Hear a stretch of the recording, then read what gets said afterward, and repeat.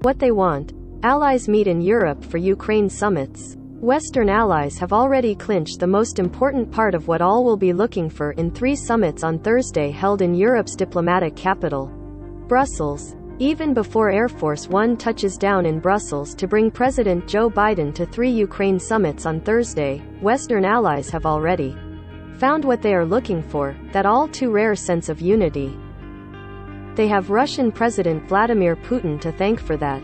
After Russia's invasion of neighboring Ukraine on February 24 and its brutal war since then over the past month, allies from Washington to Tokyo and Brussels have acted in unison. And they did it with such staggering speed to hit the Kremlin with unprecedented sanctions and offers of help to Kyiv. That symbolism has the space to Trump-urgent problem fixing this week. With staccato rhythm, Biden will attend a NATO, Group of 7 and European Union summits all within 12 hours of driving around Europe's diplomatic capital.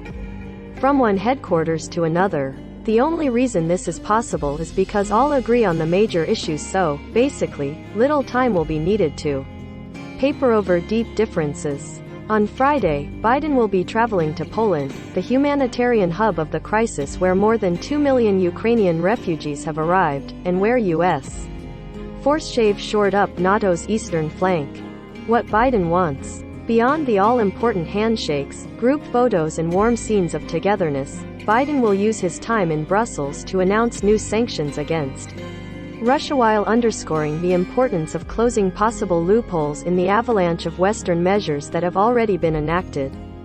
At a time when it is essential to avoid fissures in what's been a largely unified Western response to Russia, the U.S. president will look to press important allies like Poland to dial back the idea of deploying a Western peacekeeping mission to Ukraine. It's an idea that the U.S. and some other NATO members see as too risky as they seek to deny Russia any pretext to broaden the war beyond Ukraine's borders. For his domestic audience, look for Biden to once again underscore the heroics of the Ukrainian military and volunteers who have managed to hold off an imposing Russian military. He will highlight those remarkable efforts, as well as the generosity of the Poles and other allies at the front lines of the humanitarian crisis, as he redoubles his calls for Americans to stand firm against a Russian war that is spurring gas price hikes and adding to inflationary pressures in the U.S. Overall, Biden also wants to revel in the scenes of unity at the headquarters of NATO and the EU, where memories of an unraveling transatlantic bond ribbon with disputes under former President Donald Trump are far from forgotten. What NATO wants. That show of unity will also be paramount at NATO headquarters, where the United States has traditionally given orders, with the rest, sometimes grudgingly, going along. The summit on Thursday will be a new opportunity for the 30-nation military organization to publicly show that Washington is consulting its allies, something that was sorely lacking under the Trump administration. Biden and his counterparts are expected to discuss the kinds of red lines that might draw NATO out of its defensive posture. The world's biggest security organization has mostly bolstered its own defenses since the invasion a month ago, to respond with force.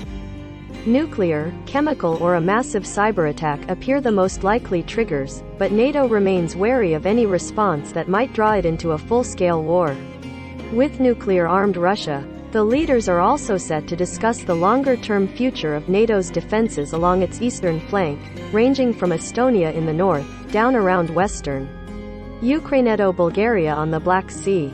Military commanders have been ordered to draw up options. NATO Secretary General Jens Stoltenberg said last week that the new defense posture would include substantially more land forces at higher readiness, more air power filling NATO's skies and aircraft carrier strike groups, submarines and combat ships, on a persistent basis at sea. Expect applause and full support when such issues are raised. What the EU wants. Even if it gained a brutal enemy on its eastern doorstep, the 27-nation bloc also fully regained an old friend, and it will be able to shake on that friendship when Biden attends a summit of all EU leaders which had already been months in the making. No European will mind. Together with the Biden administration, the EU has been standing shoulder to shoulder in pushing through 4 packages of sanctions against Putin, his advisors and oligarchs, cutting deeper than many would have thought. This comes after feeling looked down upon for 4 years under Trump, who, among other things, even slapped sanctions on the EU. It is to show this message of unity, said Europe Minister Clement Beaune of France, which holds the rotating EU presidency. He also set the scene for more sanctions pressure in a show of solidarity with Ukraine. At the same time, the EU is hoping Biden won't push demands for sanctions too far for a partner whose trade ties with Russia are far bigger and intricately. Sanctions must not hit European states harder than the Russian leadership. That is our principle, German Chancellor Olaf Scholz said Wednesday. Nobody is served if we consciously gamble with our economic base. Such unity will also help the EU on the global stage, since the optics of a strong embrace of Biden will also not be lost on Chinese President Xi Jinping. With whom the EU has a summit set for next week. What Ukraine wants. There won't be a seat reserved anywhere for Ukrainian President Volodymyr Zelensky, yet he will be on everyone's mind, not least because he will have a video link at the NATO summit. It has been crystal clear what he wants from Western allies.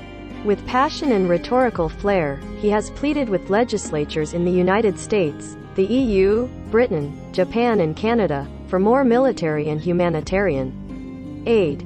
But his demands for NATO to enforce a no-fly zone to protect his people have been rejected, with the alliance making clear it won't risk an all-out war with Russia. He will get the same reply from Scholz. I hear the voices of those who demand a no-fly zone are NATO peacekeepers in Ukraine, the German leader said Wednesday. In almost 80 years of post-war history we have successfully avoided the unthinkable, a direct military confrontation between our Western Defense Alliance, NATO, and Russia.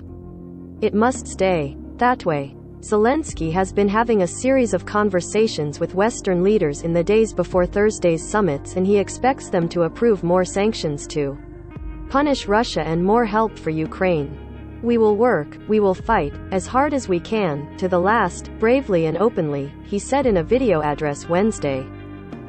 Lorne Cook in Brussels, Frank Jordans in Berlin, and Amr Madani in Washington contributed to this report.